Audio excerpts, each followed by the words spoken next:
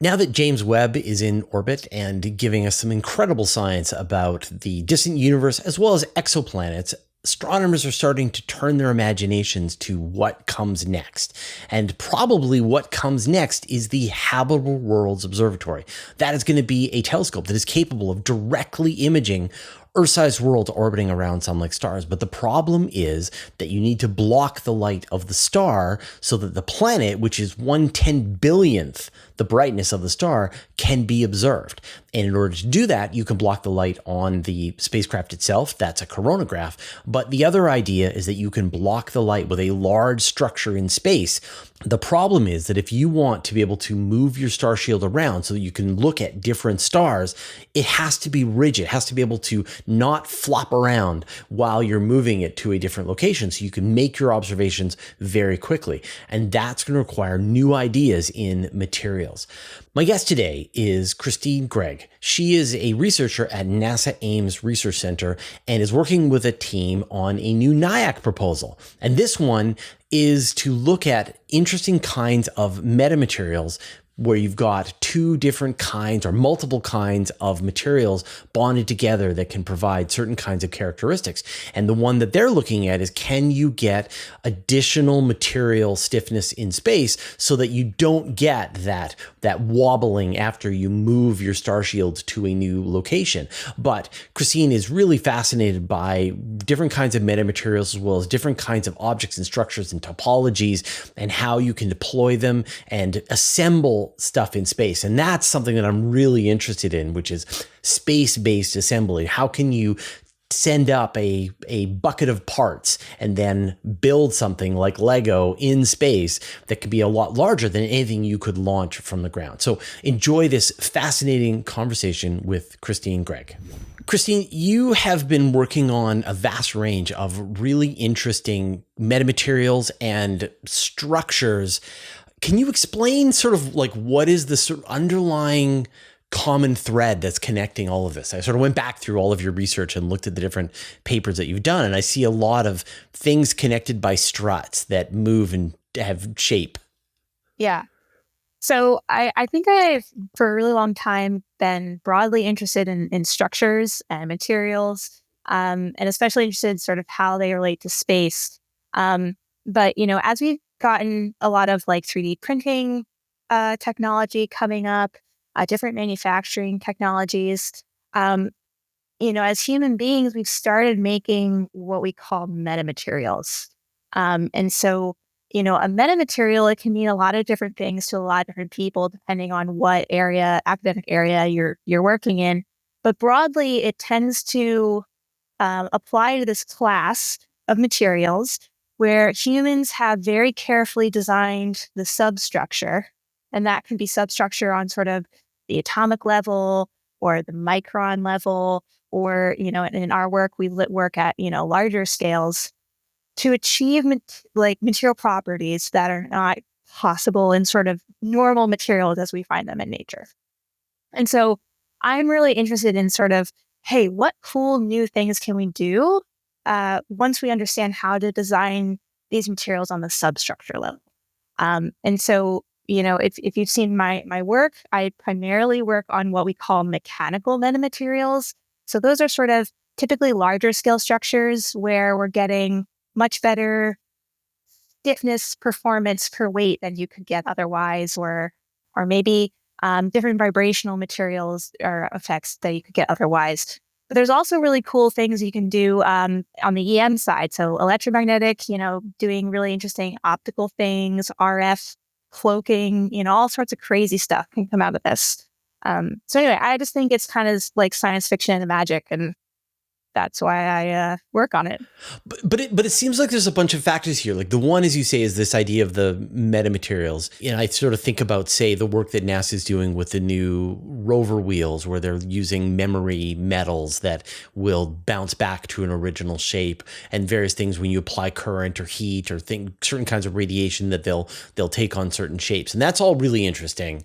But then there's also the sort of structural elements, seeing things that are based on dodecahedrons and And there are these really interesting, yeah, there you go. There's these really interesting shapes that you can do, which give you sort of maximal tensile strength for minimum volume on materials and so on. And then there's the printing aspect of how you can actually generate this stuff in the conditions where they're needed. And then the last part is things folding, origami, things being able to sort of grow and shrink depending on the size and the scale, or fit them inside your fairing. And so how do you sort of think about that all holistically, all coming together? It's very sort of multidisciplinary. It definitely helps to, um, have interest experience in all of those things, right? You just touched on deployable structures, understanding the shape, the actual material you're making out of it, the manufacturing. And yeah, it would be really nice if on the one hand, if you could like separate those out, but they all come into play, as you said. And I have to say, I work with a large team of people, right? It's not just me. And so, my expertise is maybe not so much on the EM side, but I work with people. And so we can combine our expertise to be able to make really novel things. So it's definitely a team effort. Yeah. Now, we have you here because you are an awardee of a recent NIAC grant, and you have proposed to build Starshades out of these metamaterials. And we've reported on Starshades many times in the past, but why don't you sort of give people an explainer for what these Starshades are? Yeah, so Starshades I think they're so cool. And the idea is right now, a lot of people are very interested in studying what habitable worlds. So there's this area around stars where we think that Earth-like planets can exist and they might be habitable for life.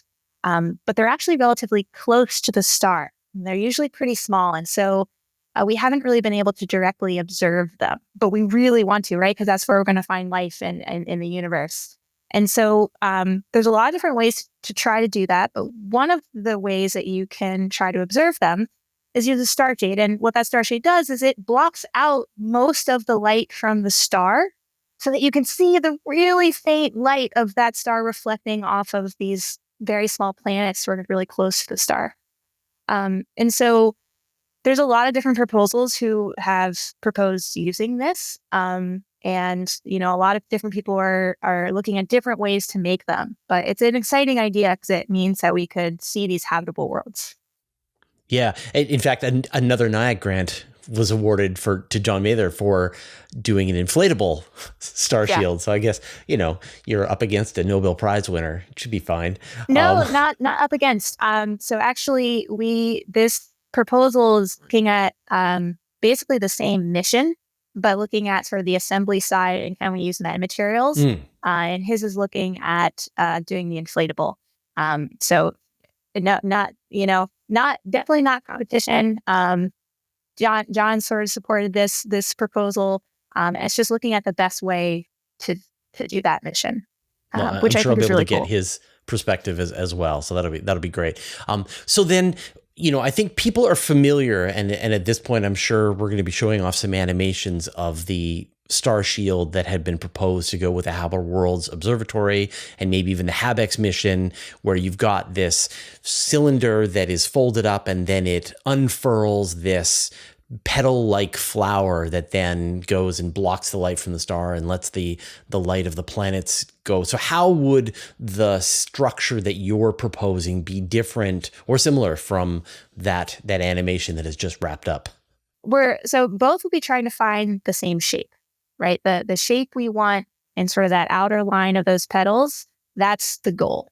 And so the difference would be, instead of sort of, unfurling, it would be, we're looking at an approach that would use probably a combination of robotic assembly and deployment. And so it would be a team of robotic agents that are unpacking different elements and able to assemble them into something that at the end of the day is going to look the same to the telescope. And the interesting thing that we're really looking at is, the Starshade requirements for the mission that John's proposing are quite different than some of the ones that would be for habitable worlds. There's an element where it needs to be repositioned during observation, which means you have very tight dynamic requirements on what this 100-meter structure is to do, right? It's not sort of move it, let it settle, and then you can wait for it to get its shape and then do your observation.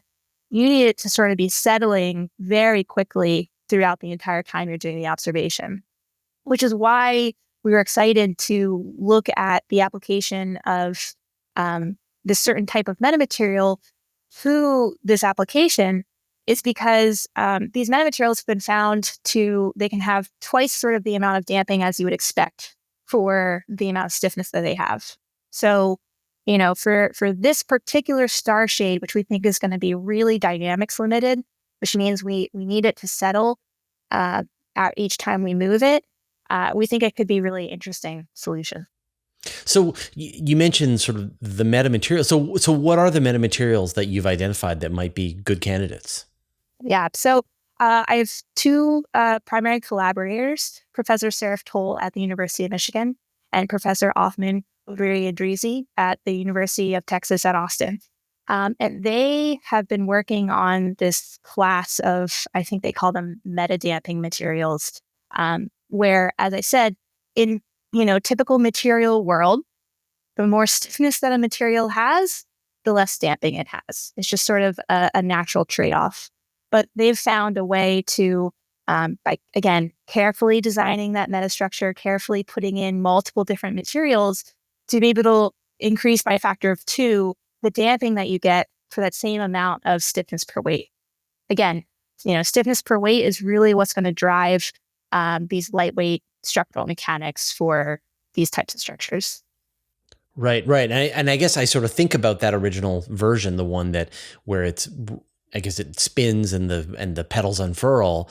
And then if you're in front of one target and you're like, now we need to move to a different target to align for another observing opportunity, then as you move the central part, the petals are going to sort of flop around as it goes. Yeah. And then you got to stop, and then you've got to rotate it again, and then you got to get everything back out. But then all of the ripples have got to settle back down. And so you're proposing something that will be rigid, and then it will be able to move over to a new position, and that damping will be minimized. Yes. And so the idea is, again, the deployable version that JPL has been working on is really optimized. It's an amazing structure. But we have an opportunity to look at, hey, if we use these new materials that we've just discovered and we use robotic assembly, so, you don't have to worry about, well, how are we going to deploy this? Hey, we might be able to get the same performance, the same dynamic performance at a much lower weight. And lower weight means that the mission costs less. It means that the mission lasts longer because you can bring more fuel. And this is a phase 1 grant. And so this is a sort of research project to come up with some specific recommendations. What are you hoping to deliver to NASA when you complete your research? I'd really like to get, again, that estimate of, hey, if you redesign this sort of with this paradigm of robotic assembly, can you get the mass scaling to be different than for a deployable structure? And that's a little bit of a subtle trade-off. There's a lot of literature from NASA from many years ago where they kind of say, hey, if you can design structures so that they don't have to survive launch loads, right? You put them together in space, you should be able to make them a lot lighter because they don't have to survive launch. The tricky thing is that is traded off by you have to design joints, right? You have to make something so that you can actually put it together. And so it'll be interesting sort of to look at the specifics of this structure, the specifics of this mission, and say, hey, when the rubber meets the road, how does this actually compare to deployables, the inflatable that, John's other group is working on? Sort of more generally, I mean, we look at, say, the International Space Station that was assembled in space. There was a whole bunch of separate parts that were launched on the space shuttle or launched in various rockets. And then the astronauts, with the help of their mobile servicing arm, were able to then bring the whole thing together. And so we know that on-orbit assembly works, and yet it hasn't been done again.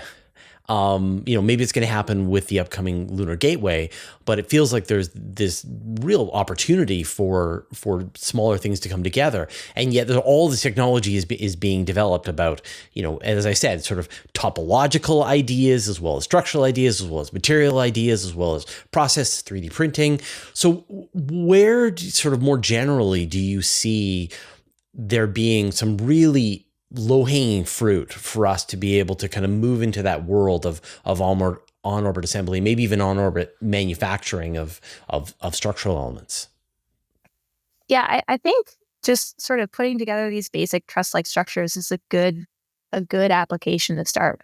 We've done a lot of demonstrations on Earth to show it, and commercial companies are flight qualifying sort of a class of robotic arms to be available pretty much off the shelf that can sort of do these types of demonstrations. And so I definitely think it's coming. And I think, again, focusing on these low hanging fruit of, repositioning things or assembling sort of really basic truss structures could be a really great place to start. And I also want to say, I think personally, I'm excited for, not just assembling things wholesale, right? And as you said, we've done it to an extent, sort of module to module. And I think there's sort of, you can think of the continuum of in-space assembly going from everywhere, if we're like sticking two modules together one time and calling it assembly, down to, hey, I'm going to make a really long boom out of sticks, and I need to do hundreds of operations sort of part by part, to, hey, are we going to be assembling PCBs on orbit one day? Maybe, right? And so I think, starting with working our way down from we're just connecting a couple modules, or maybe, hey, can we, instead of just having one deployable, and it has to be, you have to design your spacecraft so that they all deploy in the direction you want, can we just use robotics to enhance our current deployable technology, right? Like, it's not an either or. And so I'm interested to see sort of where we can have these technologies leverage each other to do more than each one can do. Now, you're proposing a certain kind of metamaterial that has that increase in stiffness, and that sort of fulfills that requirement of allowing you to reposition the star shield and not have it be wobbling for a long time so you can make more observations. But are there other metamaterials that have really interesting properties that you have your eye on? Yeah. So, we've done a lot of work in the lab, the NASA Code Structures Lab, which is at NASA Ames. You may have seen this. So this is one of our robotic building blocks. And this is some of the lightest and stiffness sort of autonomous robotic metamaterial that's been assembled. And so we think that this is really a cool application for really being able to automate construction and sort of having your Tinker Toy set of Lego bricks that you're going to assemble into sort of whatever you want. And so those certainly have different properties. Then you can look at, hey, if we make structures like this and we metallize them so that they interact with electromagnetic waves, then you can start doing some really cool stuff. You can actually do lensing with these structures and have sort of the structural properties and the electromagnetic properties come together, right? So your structure is the antenna. It's not supporting an antenna. It is the antenna itself.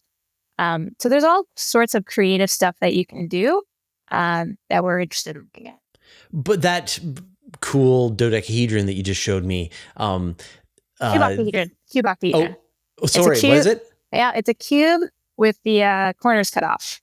Okay, all right. But that looks like it's just 3D printed, say, plastic that you would do from a 3D. So is it a different kind of plastic than the kind that I would refilm a 3D printer with? Yes. So, I mentioned 3D printing at the beginning as sort of giving rise to this area because it sort of changed how we could think about what we can manufacture. But all of the work that I've done, or shouldn't say all of it, most of the work that I have done doesn't use 3D printing actually to create these structures. We focus on something that's called a what we call a discrete lattice material or a digital lattice material. And the idea is we're assembling them. So here's a version that we used from the MadCat project, which was we made a wing. And it's probably hard to see, but each one of these is actually an injection molded cube octahedra. Or not cube octahedra, these are octahedra, excuse me. And they're connected by a bolt, little 080 bolt that sort of goes through the center. And so the nice thing about injection molding, and this is also injection molded, it's 6 faces. So this is an entire injection molded face that connects to this one. If you can injection mold, you can use a lot of different properties. And if you can injection mold, so we've made these out of aluminum. We could make them out of steel. The plastic that you see is actually, it's carbon fiber reinforced, so it's much stiffer than the type of plastic you'd be used to encountering with normal 3D printing. The closest version I've seen of that is you can get these amazing robots from Japan that are injection molded, and the quality of the parts is so good. You cut them together and it can have like 1,000 parts, and yet they all clip in perfectly. And it's just kind of different colors, even different kinds of material blended together in each part. So it sounds like, that technology is already running rampant in hobbies. Yes. So, I mean, we love injection molding. Injection molding is amazing. Because you can order parts by the thousands, which if we're making really large, lattice structures in our lab, we need thousands of parts at a time. As you said, the precision that you can get is going to be the same precision as, machining precision. So it's really good, which I think is really important for us also because for a lot of these space structures, we really care about how precise they are. And how precise the overall structure is a function of how precise sort of each individual part is. With some games you can play it, and those are important games, but that's a general rule.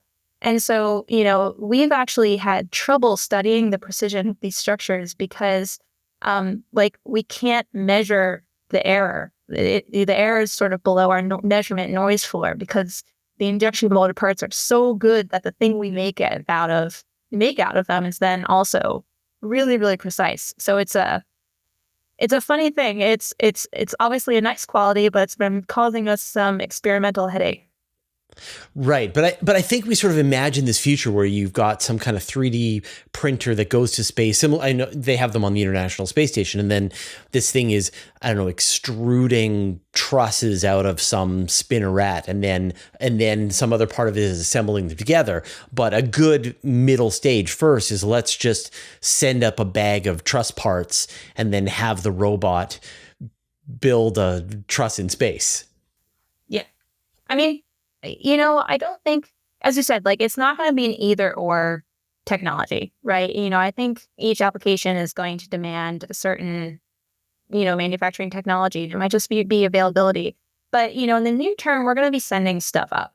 It just makes sense. And, for a lot of these structures, it's really nice if you can use basically the best manufacturing process that you have available. And the manufacturing quality, which is going to affect your stiffness, it's going to affect a lot of sort of the end game properties of your structure. You can just do a better job if you're injection molding versus 3D printing with technology as it is right now, sort of material to material. And then I guess my last question, topologically, is there a shape that you're just a huge fan of? I mean, I'm a big fan of the lattice that obviously I've been working with. So this one is actually, it's interesting. This looks like a really different unit cell than this small one. But if you look at the idealized lattice that they make, it's actually the same. So, if you put a bunch of cube boxes together, it's the dual, right? And so that's really interesting. But also we've done some work on, if you can not just have one part, but you can have 2 parts, right? Okay, so now we have 2 geometries that we can combine. It opens up the design space a ton. and we can get even better properties. So I think I'm actually really interested right now in like 2-unit cell tilings. But that's very early in the research stage right now. Well, I think of like a soccer ball where you've got hexagons with pentagons. That it's that combination. You can't just make the whole thing out of hexagons. You've got to have this balance. But once you follow that shape, now new topologies open up to you, and that's really interesting. So I mean, what are the kind of 2 shapes that you are most interested in? So right now, it's actually I'm really interested in these shapes with basically you're able to insert like a cross shape on certain planes of it based on how you tile. And I should be clear, sort of how we tile a space or, what these geometries look like. It's a huge area of research. And it's open, I think, there might be infinite ways to sort of lattices to build. But, we do have some idea of, you may have heard of the octet lattice. That's a really popular one because a lot of the properties that we care about, if we want really high stiffness, we have an idea that you have to have certain, like, a level of connectivity in the lattice to get that good performance, right? Like it's kind of the difference between the stiffness of a square or the stiffness of a triangle, right? Like a square, because you're putting things in bending, they're a lot squishier than if you put something in a triangle where everything's going to be sort of axial loads. And so you can kind of extend this to 3D. So, if we think about 2 tiling, the tricky part is we may know of these really good geometries, but figuring out how to make it so a robot can put them together or how you can make a part that's manufacturable, that's where things get interesting. Oh, fascinating. Well, good luck with your NIAC grant. You've got a lot of work in front of you, but also I look forward to 3D. I'm such a huge fan of space-based assembly, and I can't wait to see these sort of infinitely large space telescopes, radio telescopes built in space, one piece at a time. So good luck with the project. Thank you. Me too. I hope you enjoyed that conversation with Christy and Gregg. Now I'm going to give you some additional resources to check out. But first, I'd like to thank our patrons. Thanks to Abe Kingston, Adam Schaefer, Andrew Gross, Bear Lake Roofing, David Giltonen, David Matz, Dennis Alberti, Dustin Cable, James Clark, Jeremy Mattern, Jim Burke, Jordan Young, Josh Schultz, Paul Robach, Sean Sargent, Spiderswap.io, Stephen Fowler Munley, and Vlad Shiplin, who support us at the Master of the Universe level. And all our patrons, all your support means the universe to us.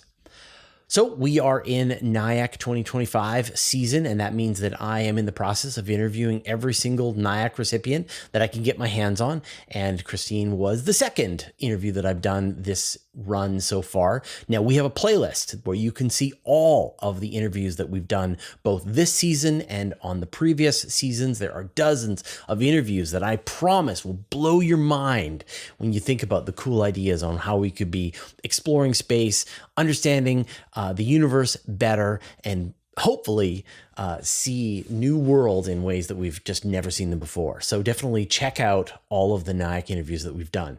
All right, I'll see you for the next one.